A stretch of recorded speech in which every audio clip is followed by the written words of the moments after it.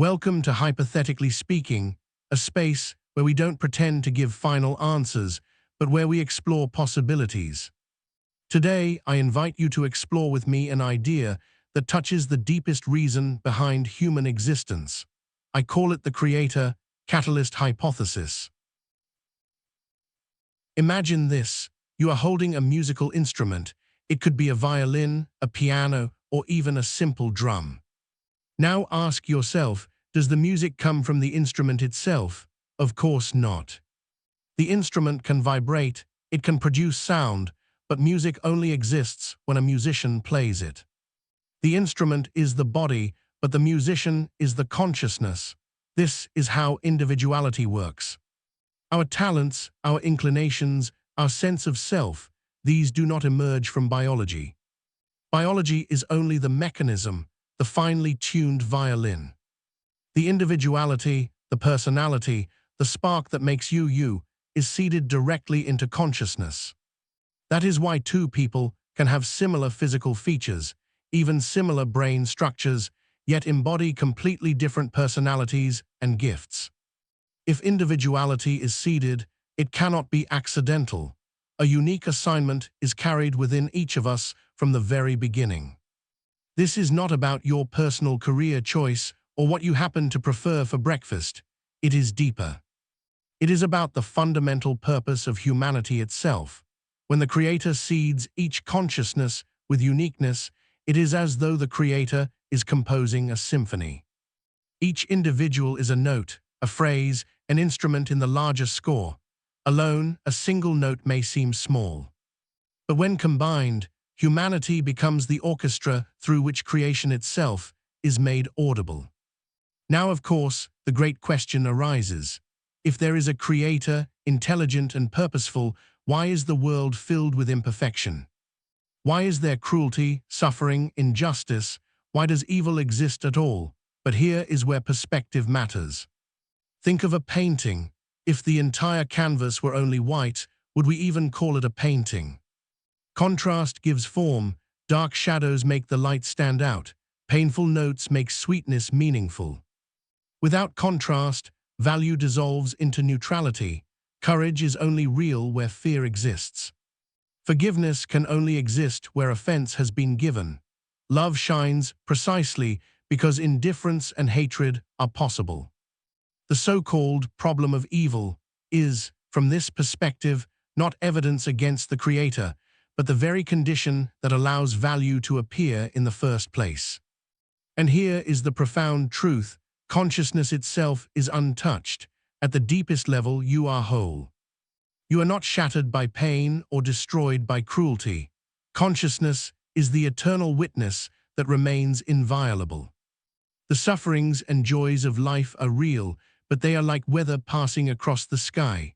The sky itself is never torn by the storm. This means that even the darkest moments serve as texture for experience, but they do not touch the core of who you are. So what then is the role of humanity in this grand design? Humanity is the catalyst. Think of a catalyst in chemistry. It does not supply the raw elements, nor does it force the reaction. But without it, nothing activates, nothing transforms. That is what humanity does. Creation provides the raw matter, the forces, the laws of nature. But without humanity, these remain silent. Humanity awakens them. Through art, we turn sound into music. Through language, we turn experience into story. Through science, we turn curiosity into knowledge. Through morality, we turn conflict into justice. We are the agent that transforms existence into meaning. Seen another way, a sunrise by itself is nothing more than light refracting through the atmosphere, but in human eyes, it becomes beauty. A mathematical principle, on its own, is just a structure embedded in the universe. But through human curiosity, it becomes knowledge, invention, civilization. A moment of kindness in a world of struggle becomes compassion, one of the highest values we know. Humanity takes what is raw and brings forth meaning, value, depth. This is the catalytic role. Every human life, then, is not simply a survival event.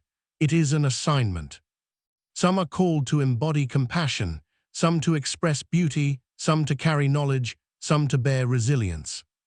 Together, these assignments weave the full spectrum of human experience, ensuring that creation itself is not flat but richly layered. This is why cultures matter. Art, philosophy, religion, science, these are not trivial luxuries of civilization.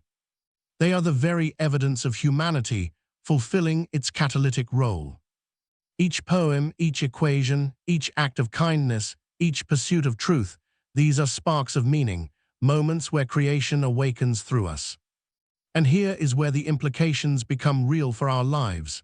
Suffering, when seen as meaningless, crushes the spirit. But when seen as the ground from which values grow, it transforms despair into possibility. Every injustice becomes a chance for justice to be embodied. Every cruelty is a chance for compassion to stand tall. The very struggles of life become invitations for the higher values to reveal themselves. This does not trivialize pain, but it dignifies it. It reframes it as part of the greater fabric of value-making. On the personal level, to know that your consciousness was seeded by the Creator means that your life is not an accident. You carry an assignment. The point is not to conform to someone else's image, but to discover and unfold what was uniquely entrusted to you. Education, work, relationships, all of these become arenas where individuality can blossom, not for ego's sake, but for the larger symphony of humanity. And for humanity as a whole, this vision lifts us beyond the idea that civilization is just a survival mechanism. If we are catalysts, then civilization is not merely about comfort, economy, or power. It is about fulfilling a cosmic project, advancing creation toward depth, richness, and value. Human history becomes the unfolding of a cosmic responsibility. At its heart, the Creator Catalyst hypothesis is not only an explanation, it is a call. It says, consciousness is whole, you are seeded with individuality, you are here with an assignment. And your assignment matters because humanity is the only catalyst through which creation can come alive to its own possibilities.